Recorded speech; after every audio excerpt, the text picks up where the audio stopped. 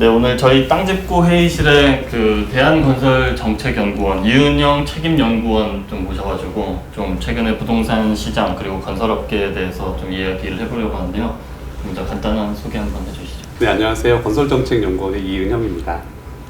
네. 일단은 뭐 최근에 이제 뭐 부동산 대책이 6월부터 뭐 계속 발표가 됐고 네, 뭐 그런 상황이고 뭐 그래서 뭐 정부 말로는 이 부동산 시장이 조금 안정세로 접어들고 있다 뭐 이렇게 계속 얘기가 나오고 있는데 이제 조금 뭐 저희 구독자분들뿐만 아니라 좀 궁금한 게 이제 향후 좀 어떻게 될지가 궁금하니까 그거에 대해서 좀 오늘 얘기를 해보려고 하는데 먼저 이제 곧 추석이 이제 다가오잖아요. 그리고 이제 그러면 이제 추석 이후 그리고 뭐 올 이제 남은 하반기 부동산 시장 전망에 대해서는 좀 어떻게 보시는지 궁금한데요. 네, 추석 이후로도 당분간 부동산 가격은 상승할 것 같습니다.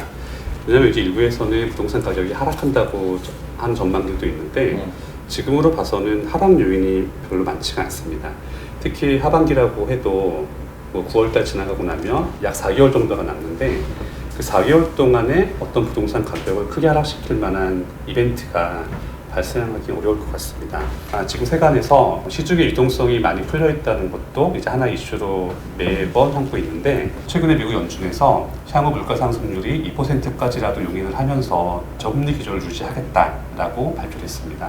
그래서 이런 부분을 감안하게 되면 당분간 시중에 풀리는 유동성이 흡수가 되거나 크게 줄어들 가능성은 없을 것 같고요. 이제 그렇게 되면 또 반대급부로서 실물 자산이 부동산의 가격이 상승하게 됩니다. 그리고 이것을 뒤집는 상황이 남은 4개월 안에 발생하기는 어려울 것 같습니다. 그럼 어쨌든 시중 유동성이 계속해서 좀 풍부한 상황에서 저금리 기조가 계속 이제 지속이 된다면은 이 실물 자산이 부동산으로 몰리기 때문에 하락 요인을 영향에 끼치지 않을 것이다. 뭐 이렇게 요약할 수 있을 것 같은데 근데 어쨌든 근데 정부에서는 지금 규제 정책을 뭐 다각도로 많이 냈었잖아요. 네. 뭐 수도권 대부분은 뭐 조정 대상 지역으로 또 묶고 그리고 세부담도 뭐 대폭 밀리면서 뭐 그런 상황인데 그럼에도 이렇게 상승을 뭐 할 것이다. 이게 그 시중 유동성 말고 조금 뭐 또 국내 시장에서만 봤을 때 좀 원인으로 꼽을 수 있는 것이 있을까요?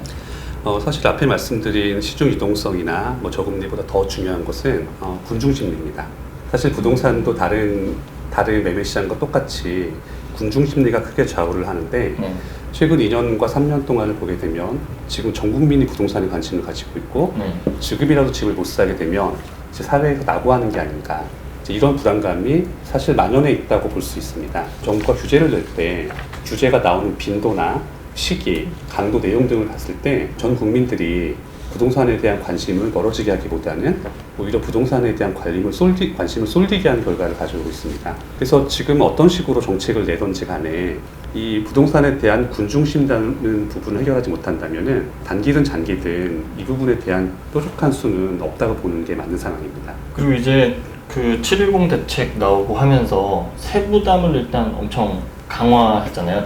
특히 다주택자에 대한 세부담이 대폭 늘었는데 정부는 이제 이 다주택자에 대한 규제, 세부담을 강화하면서 여기서 이제 나오는 매물들이 좀 많아질 것이다 이렇게 예측을 하고 있는데 결국 세금을 강화하는 것과 집값을 안정화시키는 데에 좀 연결고리가 좀 크게 이번에 좀 효과가 있을 거라고 보시나요? 효과가 있을 수도 있습니다. 이론적으로는. 하지만 이제 저희가 살고 있는 건 현실이니까 지금 이제 정부가 세 부담을 높여서 주택을 보유하기 어렵게 하겠다라는 내용을 내더라도 사실 이 사람들이 던지는 주택 매물을 시장에서 받아주는 수요가 다 있다면 아무 문제가 없는 겁니다.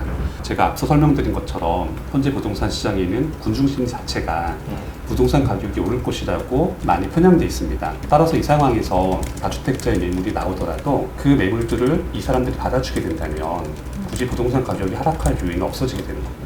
그러니까 이 다주택자 매물들이 나와서 계속 거기서 나오는 매물이 수요보다 결국에 많으면 가격 하락 요인이 될 수가 있는데 그렇죠. 그것들이 이제 계속 패닉 바잉이라든지 뭐 그런 심리로 인해서 이 나오는 일부 공급을 계속해서 수요가 받아준다면 이 하방 요인이 없다라는 그렇게 보면 되나요? 네, 맞습니다. 단순히 손바뀜만 발생을 하는 거죠.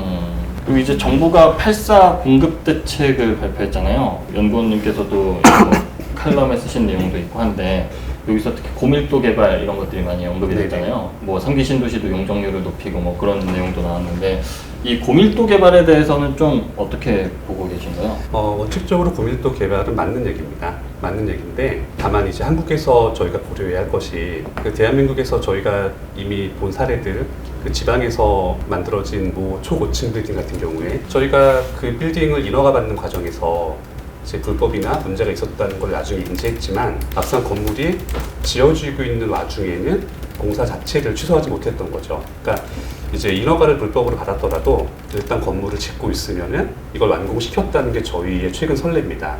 이런 부분을 감안하게 되면 최근에 정부 방침처럼 단기에 대량으로 도심 내에 고밀도 개발을 추진하겠다는 내용이 시작되었을 때 당연히 실행 파트에서는 이 부분들을 일단 실행시키고 보는 겁니다. 일단 이렇게 만들고 났을 때 어떤 이제 부작용들, 즉 인근 지역에 대한 밀접권이나 혹은 해당 지역의 기반시설 용량 문제 이런 것들이 발생을 하더라도 이걸 돌이킬 수가 없다는 겁니다. 특히 지금 정부에서 발표된 내용대로 하면 고밀도 개발을 해서 주택을 만들고 이것을 임대든 분양이든 어쨌든 수요자에게 주겠다는 건데 이렇게 수요자들에게 배분이 되고 나면 이것에 대한 문제가 생기더라도 해당 집을 뺏어서 철거하거나 이런 상황이 한국에서는 벌어지기 힘들다는 거죠. 그래서 고밀도 개발 자체에 문제가 있는 것이 아니라 지금처럼 고밀도 개발을 갑작스럽게 단기에 대량으로 추진하는 것 자체가 이 부분을 다시 생각을 해보고 템포를 한 박자 정도 천천히 갈 필요가 있다는 내용입니다.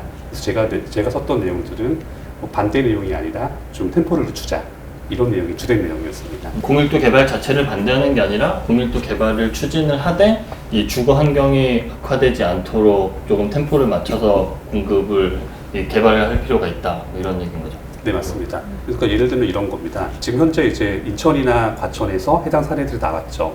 그러니까 기존의 아파트를 재건축하거나 재개발해서 고층으로 만들면서 네. 그 인접지역에 대해 문제가 생긴 겁니다. 일조권 문제 같은 것들이. 그래서 이쪽은 소송도 들어가 있고 뭐 이런 상황입니다. 판결도 하나 나온 것이 있고. 그러면 이런 게 어떤 것이 되냐면은 그 저희 한국 사회에서는 경험이 되는 겁니다. 그래서 이쪽 지역에서 이렇게 하다가 이런 문제가 있었다. 이런 것이 한번 학습 효과가 되면은 다음번 사업을 할 때는 이 압수의 것들이 반영이 돼서 계획안이 세워지게 됩니다. 그래서 이런 부분들이 반복이 되다 보면은 서울에서는 이렇게 하는 게 맞겠구나, 이런 부분 하면 안 되겠구나, 이제 이런 부분이 정립이 되는데 저희가 단기에 갑자기 추진을 해버리게 되면은 이런 부분이 정립되지 못한 채로 결과가 나와버리게 되는 겁니다. 그렇게 되면 부작용을 복귀하거나 아니면 되돌릴 방법이 없다는 얘기가 되는 거죠. 근데 이번에 공급 대책을 그냥 좀 전반적으로 보시기엔 좀 어떠세요? 8.4 공급 대책 그 얘기를 좀 한번 해주실 수 있을까요? 전반적으로 보시기에 좀 어떻게 평가를 하시는지. 네, 뭐 쉽게 요약을 하면 정부에서 열심히 하시겠다는 의지를 보여주신 것으로 평가할 수 있습니다. 영혼을 끌어모았다 저희가 그런 표현인 것 같은데. 네, 맞습니다. 정확히 그 표현이에요. 그 실현 가능 여부에 대해서 그 조합에서도 의문을 제기하고 있더라고요. 네. 그래서 전문가들 보시기에는 이게 정말 이 정부의 안대로 한 몇 프로 정도, 그러니까 저도 100% 다 실현 가능할 거라고는 좀 예상을 못하지만 어느 정도 실현 가능하다고 보시는지. 솔직히 모르겠어요. 네. 왜냐하면 이게 지금 정부에서 내놓은 계획 자체도 급하게 만들었기 때문에 지금 검증이나 어떤 노가 안 된 상태입니다. 그래서 이런 상태에서 얼마쯤 되겠느냐, 이건 정말 그냥 찍는 거죠. 뭐 절반 될 거다, 뭐 3분의 1 될 거다, 뭐 3분의 2가 될 거다. 그런데 이런 식으로 나가는 추정은 사실 큰 의미가 없습니다. 저도 시간을 두고 진행상을 살펴보면서 이제 그걸 감안해서 예측을 할 수 있을 것 같습니다. 만약에 좀 이렇게 추진이 어려운 가장 큰 이유는 뭐라고 보시는지. 사업성이죠. 예. 그러니까 이제 민간 사업에서는 사업성이 가장 큰 문제가 되고 이제 유유부지를 이용해서 개발을 하겠다는 내용에서는 이제 그 유유부지와 관련된 해당 지자체들이 가장 큰 장애 요인이 됩니다. 지금 저희가 보고 있는 과천이나 몇 개 지역 같은 것이 대표적인 사례입니다. 지금 이제 그 공급 대책이 나온 지 한 달이 넘었는데 아직까지 조금 뭐랄까 해결이 막 이렇게 되진 않았으니까 네네. 아직까지도 주민 반발도 크고 그 유휴부지 같은 경우에는 그리고 공공 재개발도 뭐 시범사업 공모한다고 했는데 아직까지는 뭐 뚜렷한 말씀하신 대로 그런 시범사업지도 없고 이러다 보니까 예측하기가 어려운 그런 상황인 거죠. 네, 맞습니다. 그리고 지금 정부에서 제시한 이제 새로운 유형의, 즉 종전이 없던 유형의 재건축과 재개발이 공공 재건축과 공공 재개발이죠. 네. 그런데 이제 이 부분에 대해서도 사실 급하게 제시된 개념이고 이제 급하게 추진하겠다는 면이 있기 때문에 지금 정부에서 장점으로 내세우는 빠른 사업 추진을 어떻게 하겠다는 건지 이제 거기에 대한 내용도 사실 저도 잘 알 수가 없습니다. 왜냐하면 기존 재개발 사업장 같은 경우에는 가장 큰 장애 요인이 해당 지역의 조합원들 혹은 비조합원들 간의 이제 이해관계를 가지고 싸우는 건데 이 부분을 공공이 개입하더라도 어떻게 조정을 할 것인지에 대해서는 저도 모르겠습니다. 이걸 단순하게 협상으로 풀겠다라는 것은 막연한 얘기고 결국에 뭔가 인센티브를 주거나 뭐 다른 방법을 찾겠다는 건데 그런데 이런 재개발 사업장 같은 경우에 이런 인센티브가 크게 작용되지 않는 경우는 해당 지역에서 일반 거주민이 아니라 해당 지역에서 사업하시는 분들이 있어요. 네. 뭐 예를 들면 뭐 창신동 같은 경우에는 봉지 공장 하시는 분들, 이제 물레동은 철공사 하시는 분들, 관련 산업분들 이런 분들한테는 해당 부동산이 본인 직장인 거죠.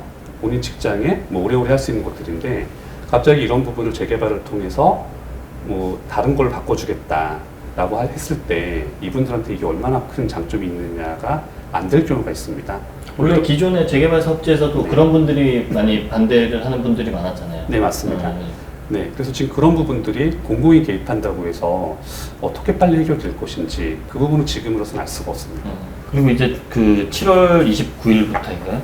민간 택지 분양가 네네. 상한제가 시행이 되면서 뭐 저희도 계속 모니터링하고 있는데 서울 분양 물량이 그때 이후로 이제 많이 줄어들었다 뭐 네, 이런 맞습니다. 그런 상황인데 이 분상제 시행에 따라서 앞으로 그 하반기라든지 뭐 앞으로 뭐 1년, 2년 뒤에 좀 향후 서울에 이제 결국 서울 주택 공급이 부족하다 이런 지적이 많으니까 네네. 결국에 이 분상제에 따라서 좀 어느 정도 이게 영향을 끼칠 것인지 공급 물량에 좀 그런 거 한번 얘기해 주실 수 있을까요? 서울과 주요 지역을 대상으로 얘기를 한다면은 당연히 분양가 상한제는 마이너스 요인입니다. 사실 지금 시점에서 분양 문제를 서울로 한정해서 얘기한다면 서울에서는 신규로 아파트를 분양할 만한 택지가 거의 없습니다. 네. 거의 없어서 서울에서 아파트 분양이 이루어진다면은 기본적으로 재건축과 재개발이 될 수밖에 없는데 지금 제시되고 있는 분양가 상한제나 또 여기에 관련된 재건축 초과이익 환수제는 이게 재건축 아파트의 사업성에 마이너스가 될 수밖에 없습니다. 그럼 지금 이 상황에서 이걸 해야 되느냐 부분에 대해서 검토할 조합들이 상당히 있을 수밖에 없는 거죠. 재개발도 마찬가지입니다. 근데 다만 지금 시점에서 공공 재개발을 하게 되면 분양가 상한제를 면제해 주겠다라는 내용이 있는데 이제 이런 경우에는 분명히 재개발 조합에는 장점이 낮습니다. 그런데 이것과 또 별도로 앞서 말씀드렸던 기존 조합원들 간의 내분 이런 부분들이 해결이 어떻게 될지 모르기 때문에 단기에 해당 지역들에서 재개발과 재건축이 추진되고 분양 물량이 나올 것이라고 보기는 어려운 것이 지금 상황입니다. 그리고 공공 재건축은 분양가 상한제 적용 예외 아직 이런 거는 안 나오는 거 아니에요? 공식적으로? 공공 재개발은 공공 재개발만 나와 있는 재건축은 또 상황이에요. 아니잖아요. 네, 없죠. 이게 지금 재건축은 그렇게 해줄 수가 없는 게 지금까지 정부가 최근 몇 년간 정부가 행해온 입장이 재건축을 기본적으로 억제하는 것이었는데 네. 갑자기 지금에 와서 공공 재건축이 되면 다 풀어주겠다라고 할 수가 없는 거죠. 네.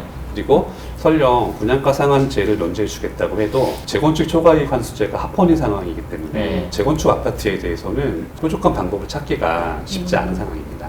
지금 사전 청약이 뭐 6만 가구를 2022년까지 계획한다 이런 발표도 나왔는데 이게 어떻게 보면 실제 입주까지 걸리는 시간이 굉장히 길다, 뭐 10년 이상이다 이런 이야기도 지금 나오고 네. 있거든요. 또 임대차 3법도 지금 시행이 돼서 전월세 시장이 굉장히 혼란스러운 상황이고 정부 부처에서조차도 이거 해석하는 것도 이렇게 말이 다르고 약간 이런 것도 보이는데요. 이런 측면에서 봤을 때 이제 청약 대기 수요 이런 사람들이 이제 전월세 시장에 머물면서 전월세 시장이 굉장히 혼란스러워질 것이다 이런 예측이 많은데 여기에 대해서는 어떻게 보시는지 궁금합니다. 충분히 가능한 얘기입니다. 그런데 지금 시점에서 임대 시장을 얘기할 때는 단순하게 3기 신도시에 대한 사전 청약 물량을 받은 사람들이 임대 시장에 머무는 것뿐이 아니라 기본적으로 지난 몇 년 동안 임대 시장의 매물 자체가 축소되는 정책이 집행되어 왔다는 게 더 중요한 내용입니다. 즉 지금까지 정부 정책을 봤을 때 이런 거죠. 집을 사기도 번거롭게 하고 갖고 있기도 번거롭게 하고 여러 채 있는 건 더 힘들게 하겠다라는 게 기본적인 정부 정책입니다. 그런데 이 정책들이 매매 시장에서는 매물을 증가시키는 효과를 가져올 수가 있습니다. 하지만 이것이 임대 시장에 오게 되면은 기본적으로 임대 매물이라고 하는 것은 실거주하지 않는 주택이 임대 시장의 매물로 나오는 곳인데 앞서의 정부 정책들은 오히려 임대 시장의 매물을 감소시키는 결과를 가져오게 됩니다. 그런데 이런 상황에서 3기 신도시에 대한 사전 총량 물량 때문에 임대 시장이 더 어려워질 것이다 라고 보기는 쉽지가 않고요. 왜냐하면 사전 총량 물량이 없었더라도 사전 총량 물량이 없었다고 가정을 한다면 어차피 그 사람들은 임대 시장에 있을 가능성이 높습니다. 그런데 근데 그런 것들이 이 모든 것이 없다고 하더라도 어차피 임대 시장의 매물을 계속 줄이는 정책이 시행되어 왔기 때문에 저희가 이제 지금 시점에서 이제 최근의 이슈니까 사전 총량 얘기를 보겠지만은 오히려 이것보다 더 근본적인 문제는 임대 시장의 매물 감소를 더 중점적으로 다뤄야 되는 게 맞습니다. 또 내 집 마련이 점점 이제 어려워지고 있고 전세도 올라서 패닉 바잉 뭐 이런 이야기 많이 나오잖아요. 30대 이제 패닉 바잉. 근데 이제 청약은 어쨌든 가점이 딸리니까 안 될 것이고 그러면은 이제 그 중에 하나가 정비 사업 물량을 좀 미리 선점하자, 재건축이나 재개발에 좀 그 시장에 먼저 좀 뛰어들자, 이러한 소수지만 이러한 30대, 40대 젊은 층도 있는 것 같아요. 근데 이제 전문가들이 보시기에 제가 봤을 때는 초과이익 환수제나 이런 분양가 상한제 등이 정비사업에 다 걸려 있어서 이러한 투자에 나서는 분들이 좀 주의할 점 같은 게 없을까? 또 혹은 투자를 해도 될까? 이런 곳에. 재개발 사업지에 대한 투자는 최근이 아니라 원래 있던 거죠. 그리고 그쪽 전문을 하시는 분들은 10년, 20년 계획을 보고 만약에 이쪽 사업지의 재개발이 이루어졌다면 다음번에는 그 인접지역이 될 것이다 라는 전제로 투자를 하게 됩니다. 그래서 기본적으로 재개발 투자는 단기에 하기가 매우 어려운 거고요. 그러니까 단기에 가능하다면 그건 투기죠. 투자가 아니라. 그래서 일단은 재개발 사업지에 대한 투자는 장기 투자를 할 각오가 있는 사람들이 일단 들어가는 겁니다. 네. 그런데 또 재미있는 점은 그런 유력한 사업지일수록 시세는 올라요.